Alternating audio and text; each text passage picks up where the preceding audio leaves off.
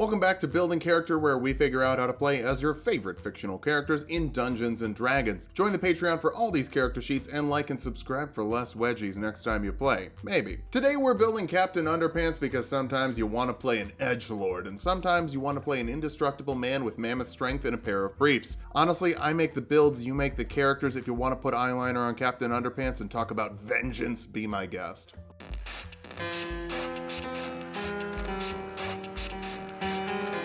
Let's start off with our goals for this build. First, we need to be faster than a speeding waistband. Next, we need to be more powerful than boxer shorts. Finally, we need to be able to leap tall buildings without getting a wedgie. We're basically building Superman again.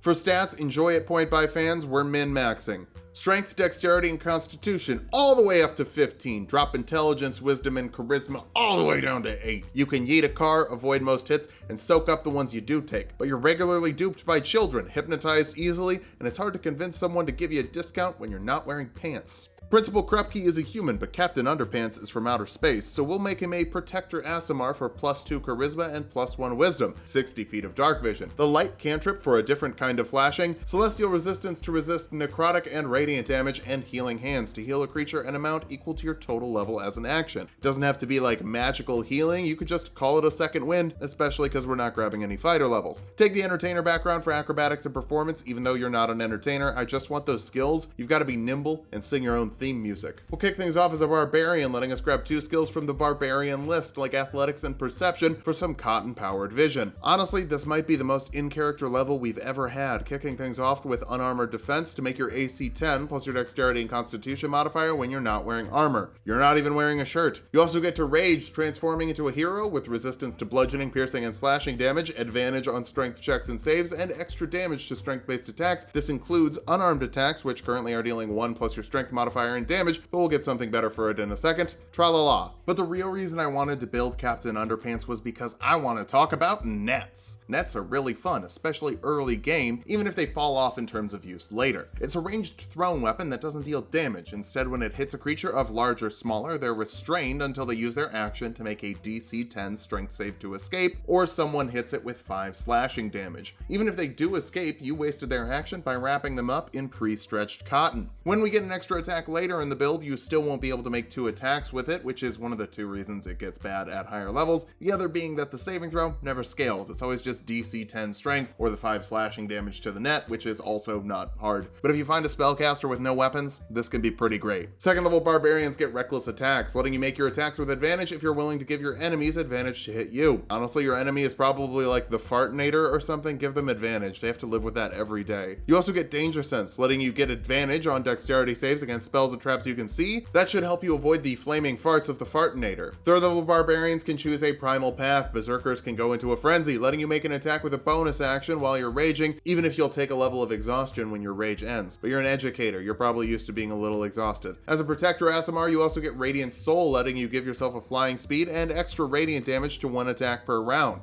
That extra radiant damage equals your total level, so it gets really good at level 20. The entire reason we went with Aasimar is for the flying speed. The only way to get flight for yourself that isn't spell related and doesn't require massive dips into other classes is being an Aarakocra. And you're pretty clearly not a bird. 4th level barbarians can grab a feat. The Fighting Initiate feat lets you grab a fighting style like Unarmed Fighting, letting you deal 1d6 with your unarmed attacks, or 1d8 with 2 free hands. You'll deal 1d4 bludgeoning damage when you grapple someone, and an extra d4 of damage to a wedgied foe. Pairing this with unarmored defense means you've always got a solid offensive and defensive option, which is fitting for a dude whose superpowers are based on being unhindered by denim. 5th level barbarians get an extra attack, letting you attack twice instead of once with your action for some flip-o-rama. You also get fast movement, increasing your movement speed by 10 feet when you're not wearing heavy armor. You are not Captain Plate Mail. 6th level berserkers get mindless rage, meaning that you can't be charmed or frightened while you're raging, which checks out. The only thing that can stop you from being the captain is water. Hopefully you never have to fight anyone in the rain. 7th level barbarians get feral instinct, giving you advantage on initiative rolls, and you can resist being surprised if you go into a rage immediately, but really you shouldn't be going into combat without being Captain Underpants first. People wouldn't click on a Principal Krupp video, maybe.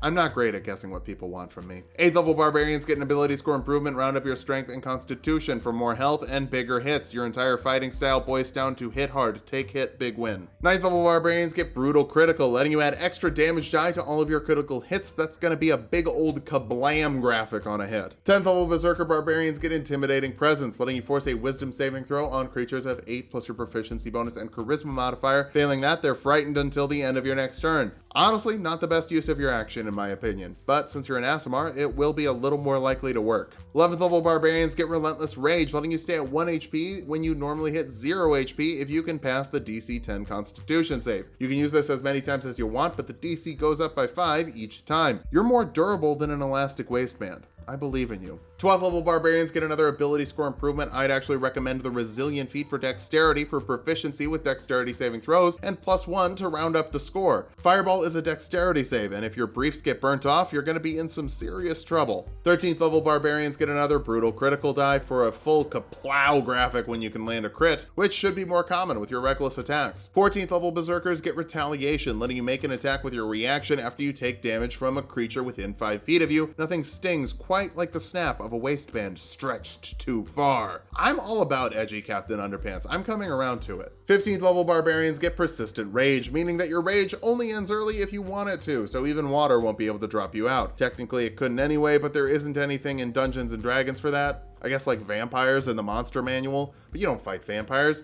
You'd actually be pretty good at it with the radiant damage. I'd love to see Captain Underpants and the vicious vampires of varied vuvuzuelas or something like that. I trust Mr. Pilkey to make it work. 16th level barbarians get another ability score improvement. Let's get some bigger punches. With a strength investment, punching hard is fun, and if you're playing Captain Underpants, my guess is it's because you want to have fun. 17th level barbarians get one last brutal critical die for a graphic that says, "Holy moly, this damage is excessive and really good, but since this is the third section of a running joke, it needs to be varied slightly to give a payoff, even if it uses anti-humor." 18th level barbarians get indomitable might, meaning the lowest you can roll on strength checks is your strength score, so you're pretty much guaranteed to pass any lifting check. 19th level barbarians get our last ability score improvement. Keep the constitution even with your strength. It's a shame we won't be able to get them to 20. Unless 20th level barbarians get primal champion, giving you +4 to your strength and constitution scores, as well as unlimited rages. Some capstones are underwhelming, but 40 extra HP, +2 damage on all strength attacks, and effectively giving you a permanent buff with endless rage is really, really, really good. Now that we've hit level 20, let's figure out how good that really is. First, you can pump the damage out with +10 to every single punch and +20 radiant damage from Radiant Soul once per round, and extra damage when you land crits more frequently. You've also got a flying speed of 40 feet per round for a minute per day, making you nice and mobile to close gaps. Finally, you're a tank with over 250 HP unless you rolled really poorly, and a decent 19 AC in your underoos. For weaknesses, remember how we have a negative modifier in 2 of our soft stats? Turns out min-maxing also creates some mins. You've also got limited range, with thrown weapons being your only options. So even though you've got mobility, faster flying foes could be an issue. Finally, your punches aren't magical, so higher level foes could just be resisting them. But you're probably gonna outlast them like a trusty pair of underwear you've been wearing for years. Draw that law, keep it light,